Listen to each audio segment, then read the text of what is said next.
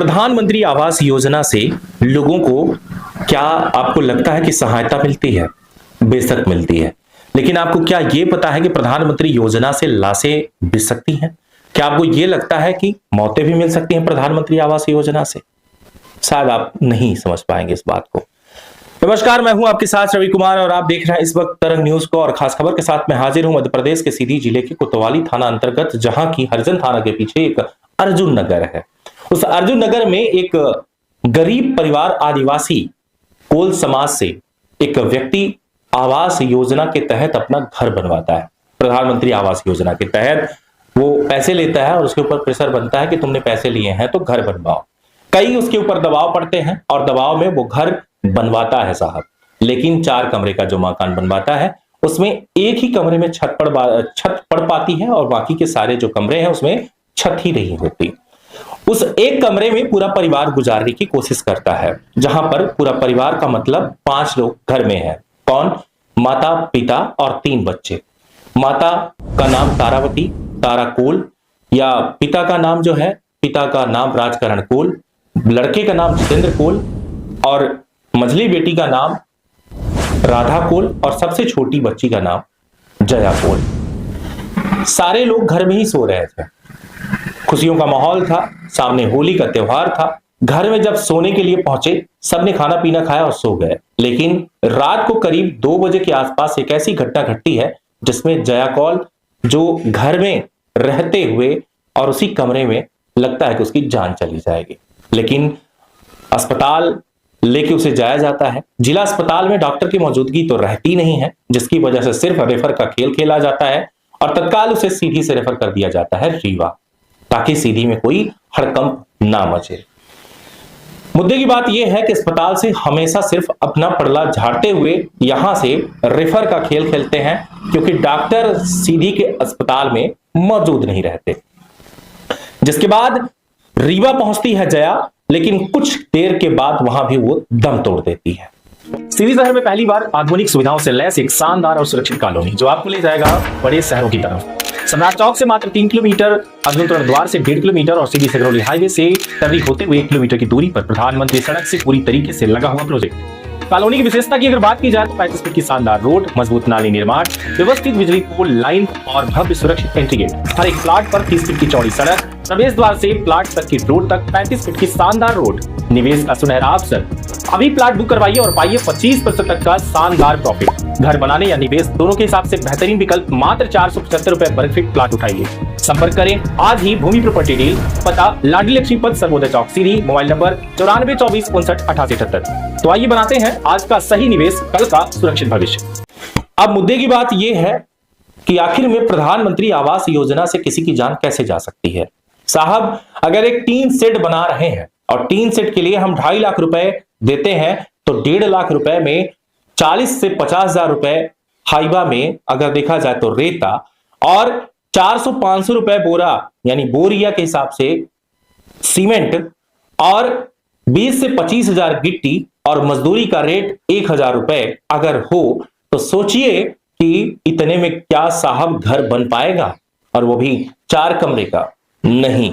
तो आखिर में आवास योजना जो बना, उससे आप कैसे बनाओगे, उसका साक्ष्य शायद आप खुद होंगे। क्योंकि 1.5 लाख रुपए जो राशि आती है, 10,000 तो कमीशन खा जाते हैं साहब, कहीं कहीं तो 20,000 भी कमीशन खा जाते हैं। बचता है 1,30,000 रुपए। 1,30,000 में आप क्या कर सकते हैं, आप अच्छी तरीके से जानते हैं। आप सोचिए कि क्या 4 कमरे का मकान 1,30,000 में बन सकता है। भाजपा सरकार की मोदी की फोटो या रीति पाठक की फोटो या सांसद की फोटो कई जगहों पर आपने देखा होगा प्रतीक्षालय में, लेकिन वो प्रतीक्षालय जो टीन सेट है वो 2.5 लाख का होता है। लेकिन एक घर के लिए बनाने के लिए सरकार 1.5 लाख देती है, ताकि आप अपने पैसे भी उसमें जोड़ के बनवाएं। लेकिन अगर आपके पास पैसे नहीं है तो आपके ऊपर सरकार का कई प्रेशर होगा। दरअसल मैं बात को बहुत ज्यादा खींच रहा हूं, आपको ये लगता होगा, लेकिन मैं जब भी खबर बनाता हूं आपको विस्तार से बताता हूं कि आखिर में वजह क्या है और घटनाएं क्यों हो रही हैं। इस तरीके की घटना क्या है, पूरी रिपोर्ट आपको बताएंगे। दरअसल राजकरण कोल अपने परिवार के साथ अपने उस गरीब खाने में गुजर बसर कर रहा था। एक कमरे में छत पड़ी हुई थी, बाकी 3 कमरे में छत ही नहीं थी। दीवार तो खड़ी थी लेकिन दीवार में सीमेंट की छपाई नहीं हुई थी। ईंटें और कुछ सीमेंट और रेता मिला हुआ, जिसे कह सकते हैं कि 10 से 12 तगाड़ी लगता है कि रेता और 1 बोरी सीमेंट, ऐसा कुछ मिक्सर किया गया और इसके बाद वो घर बना, जो कि ये साक्षात ये चीजें स्पष्ट करता है कि उस व्यक्ति के पास पैसे नहीं थे, गरीबी में आटा गीला था, जिसकी वजह से ये चीजें देखी जा सकती है। इस पूरे परिवार को ये नहीं पता था कि रात को क्या होने वाला है। दरअसल ये जो परिवार है रात को तो सो जाता है, लेकिन 2 बजे वो इनके ऊपर दीवार गिर जाती है, रैक गिर जाता है और उस रैक और दीवार के गिरने की वजह से जो दीवार के साइड ही सोने वाली जया कोल, घर की सबसे छोटी बच्ची थी, वो दब जाती है, उसके सर फट जाते हैं, जिसकी वजह से ढेर सारे ब्लड, रक्त स्राव जो ज्यादा होता है पूरे बिस्तर पे, ये जो ब्लड है वो सना हुआ जो देखने को मिलता है, उससे ये स्पष्ट होता है कि शायद उसकी जान नहीं बचेगी। उस टाइम पर उसे किसी भी तरीके से जिला अस्पताल पहुंचाया जाता है, जहां पर डॉक्टरों ने उसे रेफर खेलकर और उसे भेज दिया कहां, संजय गांधी के लिए, जहां उसने संजय गांधी में पहुंचते ही दम तोड़ दी। और दम तोड़ने के बाद वहां से जब घर पहुंचे ये खबर, तो घर वाले भी शायद बेहोशी की हालत में चीख पुकार मचाने लगे। दशा ये बनी कि ये घटना जो है, एक मौत जो एक बच्ची की हो जाती है, इसका जिम्मेदार हम किसे मान लें? क्या उस गरीब को जिसने प्रधानमंत्री आवास से जो पैसा पाया उसने घर बनवाया, चाहे जैसे भी बन गया, या उस सरकार को जो सिर्फ 1.5 लाख रुपए में दे करके और किसी भी व्यक्ति के ऊपर दबाव डालते हैं, उस पंचायत के सचिव, नगर पालिका के जो क्षेत्र के जो अधिकारी होते हैं वो, या फिर सरपंच के द्वारा ग्राम पंचायत में कि तुमने पैसे लिए तो घर बनाओ हुई, और घर चाहे जैसा बनाओ और उस घर में रहो तो भले ही तुम्हारी जान चली जाए। हम किसे इस सिस्टम का जिम्मेदार समझें? आप बताएं मुझे कि इस सिस्टम का जिम्मेदार हम किसे समझें। लेकिन इस पूरे मामले पर हमारी जब पूरे इस परिवार से बात हुई, और क्या बात हुई पहले आइए देखते हैं। तो वो कही रहे ना बेटा पतो लड़का नाती मेरुआ सब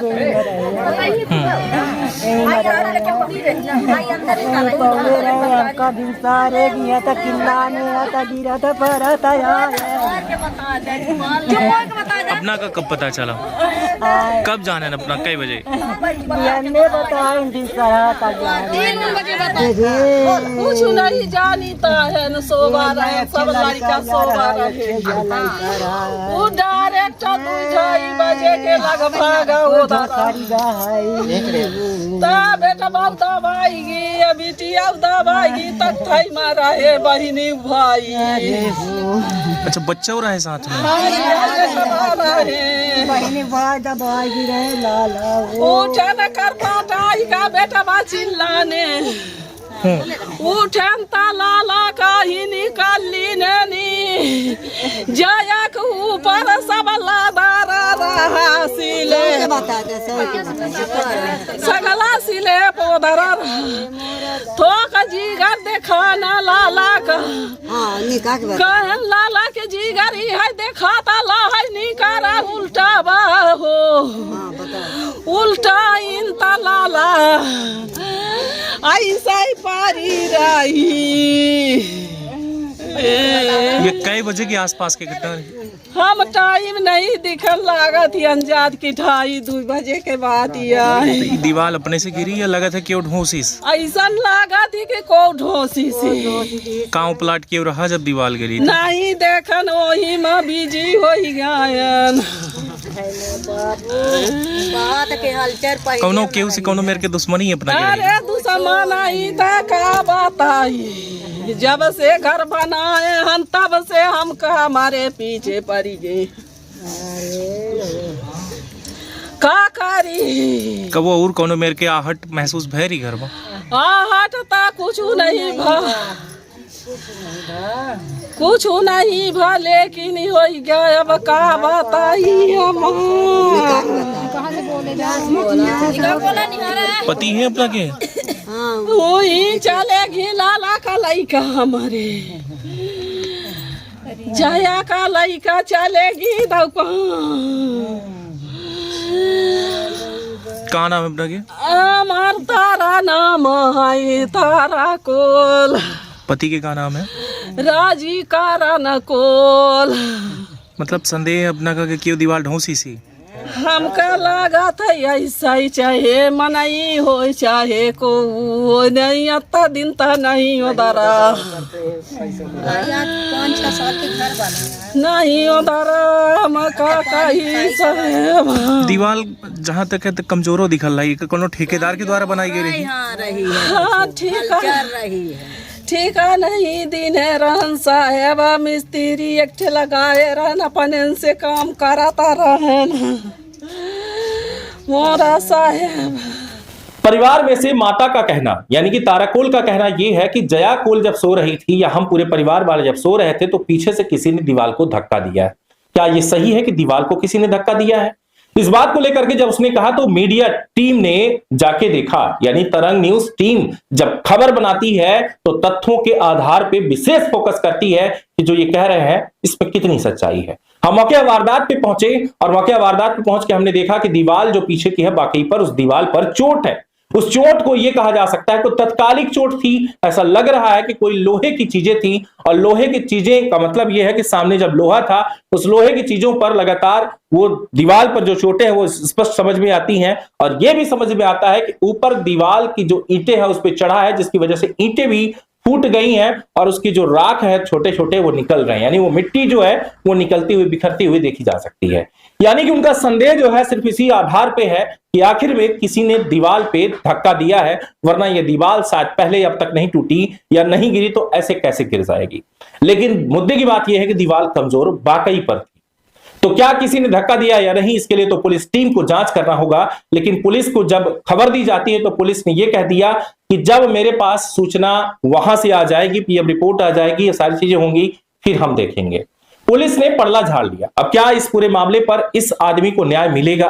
क्या निष्पक्ष जांच हो पाएगी कि किसी ने धक्का दिया है या नहीं? वो चोट के निशान तो जरूर बता रहे हैं कि आखिर में कोई ना कोई तो है, कुछ ना कुछ तो वजह थी, लेकिन कौन है कैसा है इस बात की जांच पड़ताल के बाद ही पता चल पाएगी। खोद से खोद के वही के निहारा से बोले तो हमारे वही के गिरा दी सिया है। अब उठ ना मांग उठ पाए ना कुछ हुआ है। वो रेक जो नहीं होता है वो रेक गिरा है तो जाना पटको ये मुंह के बले नहीं पकड़े नहीं पूरा पूरा मुंह चला जाता है। यहाँ बात पूरा खून हुई एकदम तकिया में गिर गया भैया, पूरा चुअत रहा तक तक खाली टका है सब उठावे लागे नहीं पूरा मुदा गिरी मां भूटिया है। क्या नाम है आपका? राधा। हाँ राधा राधा। और जिनकर मौत हुई उनका क्या नाम है? जया। जया। अपना से बड़ी है छोटे हैं? सबसे छोटिया है। छठवीं पढ़त रही है बे। छठवीं पढ़त सतवीं पढ़त वो पेपर दे क्यों कुछ कबो अबे बीच में कहाँ झगड़ा लड़ाई कुछ भरा है? नहीं झगड़ा उगड़ा भी नहीं भरा भैया है, पहले होत रहा है। हाँ। जैसे लड़ा ऐसे लड़ाई होत रही है भैया, नॉर्मल लड़ाई जैसा होत है तो वैसा नहीं बाबा ऐसा बातचीत मोहल्ला गाँव में क्यों दुश्मनी बस गिरावे अगर रही तो मतलब कुछ लागत है कि क्यों है क्यों करिस तक की करिस कुछ अंदाजा? अंदाजा तो नहीं पता भैया पर क्यों गिराइस तब वो बूटी के लगा है। पुलिस से मेरी जब बात हुई तो पुलिस ने यह कहा कि हाँ सूचना आई है, हम जांच पड़ताल कर रहे हैं। लेकिन क्या जांच पड़ताल किस तरीके से जांच पड़ताल होगी, क्या इसे न्याय मिल पाएगा, ये बात तो जरूर देखने लायक होगी। इस परिवार से मैंने अन्य भिन्न भिन्न लोगों से बात किया, जैसे जितेंद्र कोल उनका बेटा, राधा कोल उनकी मझली बेटी और उनकी पत्नी जो घर में मौजूद थी तारा कोल, सभी से मैंने बात किया। और बात करने के बाद यह स्पष्ट होता है कि सभी को संदेह है कि किसी ने दीवार में धक्का दिया है जिसकी वजह से ऐसी घटना घटी है। लेकिन दीवार में धक्का देने का जो आरोप है या दीवार जो जिस कारण से ये इतनी कमजोर दीवार बनी हुई थी जो ढह गई, जो कि रैक गिर गया उसके सर पे और सर फट गया और तकिया पूरी खून से सनी हुई जो देखी जा सकती है, ये सारे जो निशान हैं, सारे जो साक्ष्य हैं, ये जरूर बताते हैं कि लापरवाही तो सरकार की भी है। सरकार को या तो उतना पैसा देना चाहिए या तो दबाव नहीं बनाना चाहिए या तो ये कहना चाहिए कि मैं आपके पास भी अगर पैसे हो तो मिला के ही घर बनाओ, सिर्फ उसी में इतना दबाव ना डालें कि किसी की जान चली जाए साहब। और अगर जिस तरीके से दीवार पर चोटे के निशान हैं तो यहां पर भी पुलिस को साक्ष्य जुटाने चाहिए, देखने चाहिए कि उसके घर में रात को कौन घुसा, किस तरीके से घटना घटी। ये सारी चीजें जो भी है सिर्फ एक संदेह के आधार पे बातें हैं। तथ्य जो है सिर्फ दीवार की चोटें हैं, ये जो स्पष्ट देखी जा सकती हैं, लेकिन कौन घुसा, कैसे घुसा, किसने धक्का मारे, क्या है, ये पुलिस की जांच के बाद ही पता चलेगा। लगातार बने रहे तरंग न्यूज पर। आपके साथ मैं अभी तक कैमरामैन राकेश वर्मा के साथ मौजूद था, जो आपको सीधी जिले की एक खास रिपोर्ट बता रहा था। आपकी इसमें क्या राय है आप जरूर बताइएगा, लेकिन सबसे बड़ी बात यह है कि आवाज उठाना जरूरी है। अगर आप घर पे सो रहे हैं तो जग जाइए, अगर आप तरंग न्यूज को देख रहे हैं तो शेयर कीजिए, अगर आप हमें देख रहे हैं तो हमारा उत्साह बढ़ाइए, लाइक करिए, कमेंट करिए, शेयर करिए। अगर आप कुछ नहीं कर सकते, आवाज नहीं उठा सकते, लड़ नहीं सकते, तो साथ तो दीजिए साहब। चलिए फिर मिलेंगे आपसे, अभी के लिए बस इतना ही। बहुत बहुत धन्यवाद।